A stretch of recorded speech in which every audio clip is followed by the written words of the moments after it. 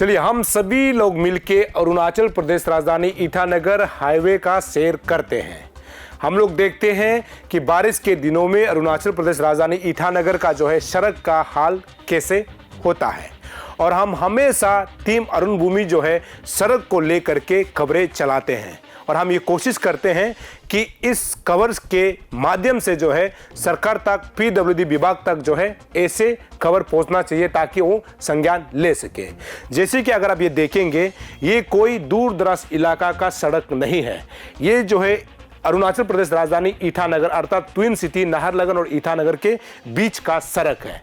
बारिश आता है तो यहाँ का जो है ब्लैक टॉपिंग जो है उखड़ जाता है, और ये भी कहावत है कि अरुणाचल प्रदेश के ना सड़क का रियलिटी को जानना है ना, बारिश के दिनों में आपको यहाँ आना चाहिए, तो आपको यहाँ पर साफ पता चल जाएगा कि हमारा सड़क किस प्रकार का बन रहा है।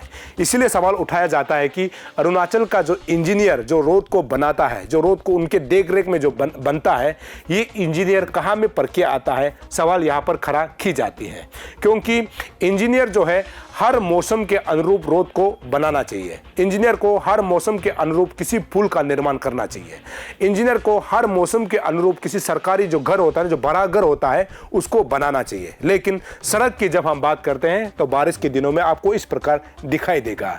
तो यहाँ सवाल उठता है कि किस प्रकार का सड़क है, और ऐसे जब होता है सड़क जब खराब हो जाता है, वहाँ का ब्लैक टॉपिंग उखड़ जाता है ना, यहाँ आने जाने वाले लोगों को बहुत दिक्कतों का सामना करना पड़ता है।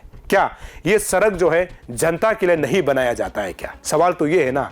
इसी सड़क से पीडब्ल्यूडी मंत्री यहाँ से गुजरता है, पीडब्ल्यूडी जो हाईवे का जो है चीफ यहाँ से गुजरता है, कॉन्ट्रैक्टर यहाँ से गुजरता है, जो डिस्ट्रिक्ट का जो कलेक्टर है ना वो यहाँ से गुजरता है, स्मार्ट सिटी का जो अधिकारी है यहाँ से गुजरता है, आईएमसी का मेयर जितना भी कॉर्पोरेटर है वो इसी सड़क से गुजरता है। क्या कभी उसको दिखाई नहीं देता है क्या?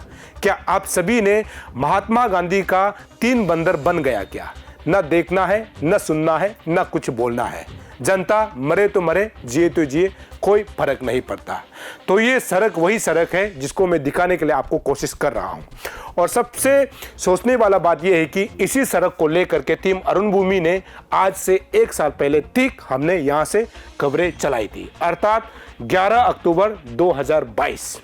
11 अक्टूबर 2022 को भी हम इसी सड़क में बैठ करके आपके लिए खबरें चलाई थी। मकसद ये था कि इस रोड को सही से मेंटेनेंस किया जाना चाहिए, या फिर आने वाला समय में ये सड़क जो है खराब हो सकता है, सड़क से ब्लैक टॉपिंग उखड़ सकता है। इसी चीज को लेकर के हमने आज से 1 साल पहले खबरें चलाई थी, और आज तारीख है 3 अक्टूबर 2023, यानी 1 साल मान के चल सकता है, लेकिन रोड का वही हालात है।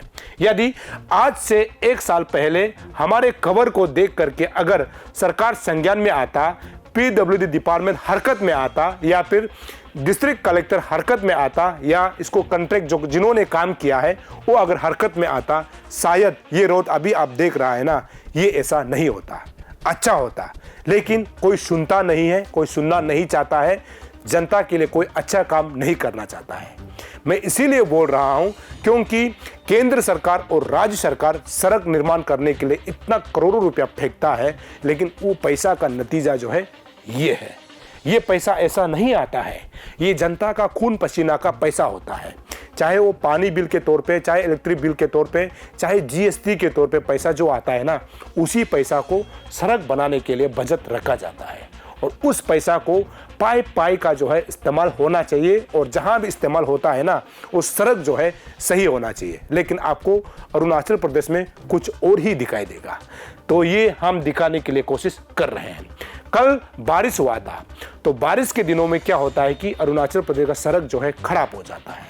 हमने कल तकरीबन 2 बजे एक वीडियो बनाई थी, ये वीडियो आपको मैं दिखाने की कोशिश करूंगा कि जहां बारिश का पानी जो है ड्रेनेज पर दौड़ता हुआ आपको नजर नहीं आएगा, सड़क पर दौड़ता हुआ नजर आएगा। जैसे कि आप देखेंगे यहां आपको साफ दिखाई देगा कि कोई गाड़ी जो है किसी नाला में चल रहा होगा या फिर पानी के ऊपर चल रहा होगा, आपको ऐसे नजर आएगा। लेकिन वो जो है सड़क है जो कि नीति विहार इलाका है, और नीति विहार इलाका का जो रोड है ना, ये वीआईपी रोड कहा जाता है। और बीआईपी रोड में भी इस प्रकार का ड्रेनेज से पानी कम और सड़क पर पानी का दौड़ना, ये क्या साबित करता है? तो कहीं ना कहीं मुझे लगता है कि अरुणाचल प्रदेश का राजधानी ईटानगर, जो कि स्मार्ट सिटी के नाम से नवाजा हुआ है, स्मार्ट सिटी कहा जाता है, यदि बारिश के दिनों में इस प्रकार का हालत होगा तो आप अंदाज़ा लगा के देखिए कि ऐसा होगा तो हमारा सड़क का विकास कैसे होगा। और सड़क का विकास नहीं होगा तो हम किसी भी विकास का कल्पना नहीं कर सकते, ये आप सभी लोग भली भांति जानते हैं। और यहाँ और एक बात भी जिक्र करना होगा, कल बारिश हुआ था और ईटानगर के जगह जगह में जो है सेक्टर सेक्टर में रोड में जो है घर बनाया जा रहा है। घर बनाने के लिए आप जो है अपने घर के जहाँ घर बनाते हैं उसमें बाली और गिट्टी रखा जाता है। उस बाली और गिट्टी को आप घर बनाने के लिए इस्तेमाल जरूर करते हैं और विकास होना खराब बात नहीं है, घर बनाना खराब बात नहीं है। घर बनाते हुए या फिर विकास करते हुए किसी दूसरा चीज़ को नुकसान पहुंचाना ये गलत बात है। जैसे कि अगर आप वीडियो में देखेंगे, ये 0 पॉइंट इलाका का है जहां पर घर बनाया जा रहा है, लेकिन उसमें बाली और गिट्टी रखा गया था।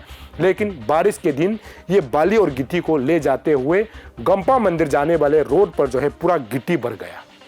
ये गिट्टी जो भरा हुआ है ना, यहाँ पर कोई अगर बाइक चलाने वाला या फिर स्कूटी चलाने वाला कोई अगर हादसा यानी एक्सीडेंट हो जाता है तो इसका जिम्मेदार कौन लेगा? सवाल तो ये है। तो मुझे लगता है कि जो घर निर्माण कर रहा है ना, जो घर बना रहा है, उनको भी ध्यान देना चाहिए आपको आपका सामान को कहाँ रखना है। यहाँ आप पर जो है 3-4 केसेस जो लग सकता है, क्योंकि कहीं ना कहीं आपने नेशनल हाईवे को जो है नुकसान पहुंचाने का काम किया है, तो आपको जो है संज्ञान लिया जा सकता है और आपको आपके ऊपर जो है केस दर्ज की जा सकती है। तो इन चीज़ों को ध्यान देना होगा। और हम ये कहते हैं ना कि बिना आग जले हुए धुआं नहीं निकलता है। ऐसे ही यदि आप घर बना रहा है और आपका बाली और गिट्टी जो है सड़क पर नहीं आता, तो कोई बाइक या फिर स्कूटी अगर एक्सीडेंट हो जाता है तो कल को आपके ऊपर जो है केस दर्ज हो सकता है। तो इन चीज़ों को ध्यान देना है।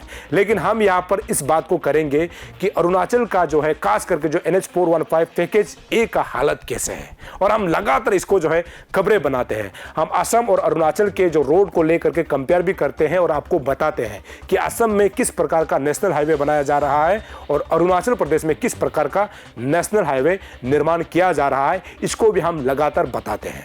लेकिन आपको साबित करना है और आपको तय करना है कि अरुणाचल में किस प्रकार का रोड बनाया जा रहा है और असम में किस प्रकार का रोड बनाया जा रहा है। और रोड जो है ना, जो रास्ता जो होता है ना, ये हर विकास का जो है सबसे पहला पॉइंट है। जब तक रोड नहीं होगा हम किसी भी चीज़ का कल्पना सही से नहीं कर सकता। और आए दिन आप देखता है कि पैकेज 1 खासकर NH 415 का पैकेज 1 जो है जगह जगह में बारिश के दिनों में फुटहोल हो जाता है, खराब हो जाता है। ये तो आम बात हो गया। लेकिन इसको देखने वाला जो डिपार्टमेंट है, आपका जिम्मेदार है ना कि ऐसा हो जाता है तो आपको क्या करना चाहिए, आपको उस कॉन्ट्रैक्टर को क्या प्रेशर करना चाहिए, ये आपके ऊपर तो है। क्योंकि ऐसे बड़ा विभाग यानी PWD डिपार्टमेंट तो ऐसे नहीं खोल दिया गया। आपको सड़क को देखने के लिए, सड़क के मेंटेनेंस को देखने के लिए तो आपका विभाग है ना, तो आपको देखना चाहिए।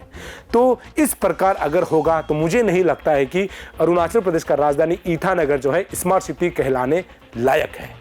लेकिन आप तय कीजिए, क्या मैं गलत बोल रहा हूं या फिर आप गलत देख रहे हैं।